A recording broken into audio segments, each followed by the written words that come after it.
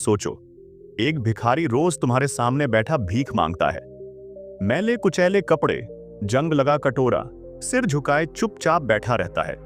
तुम उसे देखकर नजरअंदाज कर देते हो, लेकिन तुम्हें अंदाजा भी नहीं कि वो हर दिन जो पैसे इकट्ठा करता है उससे कुछ ऐसा कर रहा है जो पूरी दुनिया में मिसाल बन जाएगा। एक दिन जब उसकी सच्चाई सामने आई तो पूरा शहर हिल गया। आखिर कौन था वो, और क्यों उसने अपनी पूरी जिंदगी भीख मांगने में लगा दी? तो आखिर सच क्या था? आइए जानते हैं इस भिखारी की अनसुनी कहानी। शहर के सबसे व्यस्त चौराहे पर एक पुराने मंदिर के बाहर फकीरा नाम का एक भिखारी हर सुबह अपनी जगह पर आकर बैठ जाता था। मैले कुचैले कपड़े, बढ़ी हुई दाढ़ी, बिखरे बाल और हाथ में एक जंग लगा कटोरा। लोग उसे बस एक आम भिखारी समझकर नजरअंदाज कर देते थे। कुछ सिक्के डाल देते, कुछ हिकारत से देखते तो कुछ तंज कसते। अरे, जब काम करने की उम्र है तो भीख क्यों मांगता है? लेकिन फकीरा चुप रहता। उसने कभी किसी से कुछ नहीं मांगा। वो बस सिर झुकाए बैठा रहता, और जब उसका कटोरा सिक्कों से भर जाता तो उठता और शहर की तंग गलियों में कहीं गायब हो जाता। शहर के लोगों को उसकी इस हरकत से कोई फर्क नहीं पड़ता था, लेकिन रघु, जो एक 12 साल का गरीब लड़का था, उसे यह सब अजीब लगा। रघु खुद स्कूल नहीं जा पाता था, इसलिए कचरे में से काम की चीजें इकट्ठा कर बेचता था। एक दिन जब फकीरा सिक्के लेकर उठा तो रघु ने चुपचाप उसका पीछा किया। फकीरा संकरी गलियों से होकर एक पुराने जर्जर मकान में पहुंचा। रघु ने खिड़की से झांककर अंदर देखा और उसकी आंखें फटी की फटी रह गईं।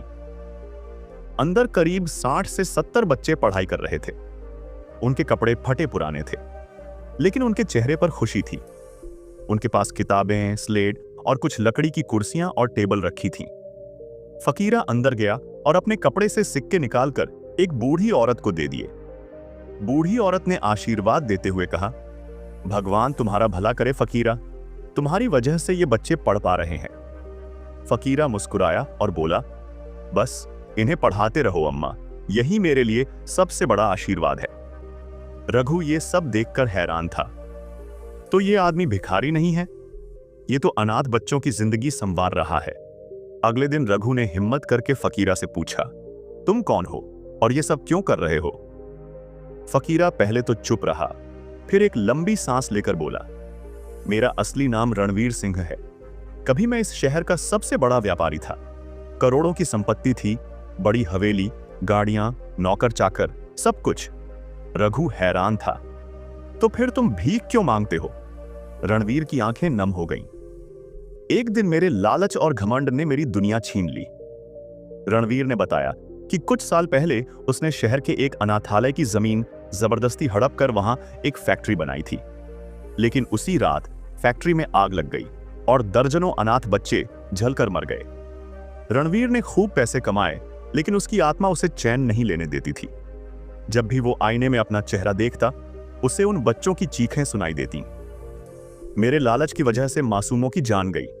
एक दिन उसने सब कुछ छोड़ दिया, अपनी करोड़ों की दौलत त्याग दी और ये रास्ता चुना। अब वो भीख मांगकर उन बच्चों की मदद करता जिनके पास कोई सहारा नहीं था। एक दिन शहर में बाढ़ आ गई, कई घर तबाह हो गए और फकीरा के स्कूल में पानी भर गया। रणवीर ने अपनी जान की परवाह किए बिना बच्चों को वहां से निकाला, लेकिन खुद तेज बहाव में बह गया। जब लोगों को यह खबर लगी तो पूरा शहर अस्पताल पहुंच गया। अखबारों में छपा, करोड़पति से भिखारी बने रणवीर सिंह, जिसने अनगिनत अनाथों को शिक्षा दी। लोग हैरान थे।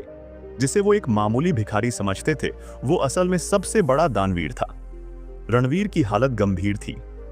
जब डॉक्टरों ने कहा कि वो शायद बच नहीं पाएगा, तो उसने एक आखिरी इच्छा जताई, मेरे मरने के बाद मेरी पहचान मत मिटाना, इस स्कूल को और आगे बढ़ाना। कुछ घंटों बाद रणवीर ने अपनी आखिरी सांस ली। रणवीर की कहानी जानकर पूरा शहर रो पड़ा।